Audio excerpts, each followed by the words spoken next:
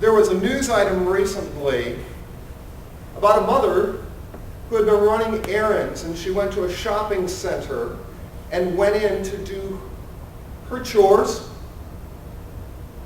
and left her child, a baby, in the back of her car in the sweltering heat. In response to this, one of the things that this news article went on about was, gosh, maybe we should put Post-it notes on the dashboard of our car to remind us that we have children in the back. And a lot of people are saying, what was on her mind that she could possibly have forgotten that she has children in the car? Our lives are so busy nowadays, it seems. We get up, we get ready, we get the kids ready, we get the family ready, we get the kids off to school, we hop in the car, we go to work.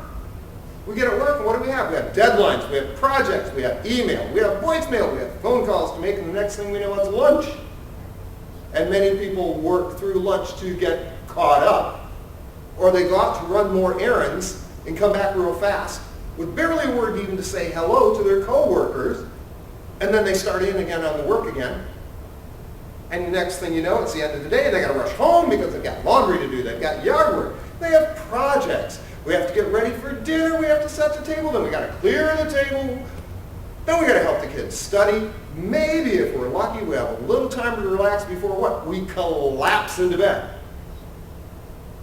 And if we're really fortunate, somewhere in our week, we can schedule time with friends or family to sit down in a gathering. But what does that bring? That brings another list of things to do, and the house has to be cleaned up, and we got to make sure we have the right things. And Uncle Harry's going to do the barbecue, and Aunt Liz is going to bring the Jell-O mold, and there's this whole list, and things are going on, and people are getting stressed out, and it's more and more and more. And that must be how Martha felt in the gospel reading today. Lord, Mary's just sitting over here listening.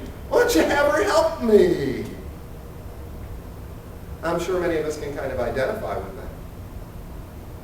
But what Jesus said? Jesus said, Martha, Mary has chosen the better part. And we've heard this story, many of us, several times throughout our lives. But I never heard the emphasis before this week. Mary has chosen the better part. We talk about balance in our lives between work and family. What about balance in our lives between our tasks and our faith? We do all of these things. We get up and we get going and we do stuff. And we say, what is it all for? What are we driven by? What is our motivation? Well, I'm a good Christian. I mean, I've heard the Gospels, and I go to church on Sunday, and I try to be good to people. Right?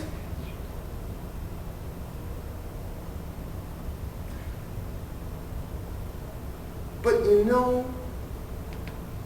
in order to really remember something, in order to gain true knowledge from something, we have to hear it multiple times.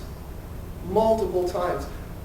I myself have a hard time with names, and until I meet somebody several times. And usually I try to repeat their name several times when I meet them.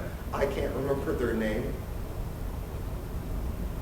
Studies show that if we do a workshop or a seminar, if we don't go out and utilize it and review it within 24 hours, we've lost anywhere between 35 and 40% in the first 24 hours, and we lose 10 to 15% every day after that, until finally in 5 days, we have maybe 10 or 15% of that knowledge.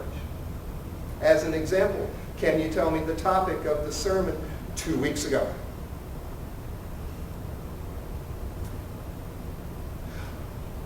We are human beings. We need to hear again and again for it to take hold. We need to put it into practice, to understand it, to know it.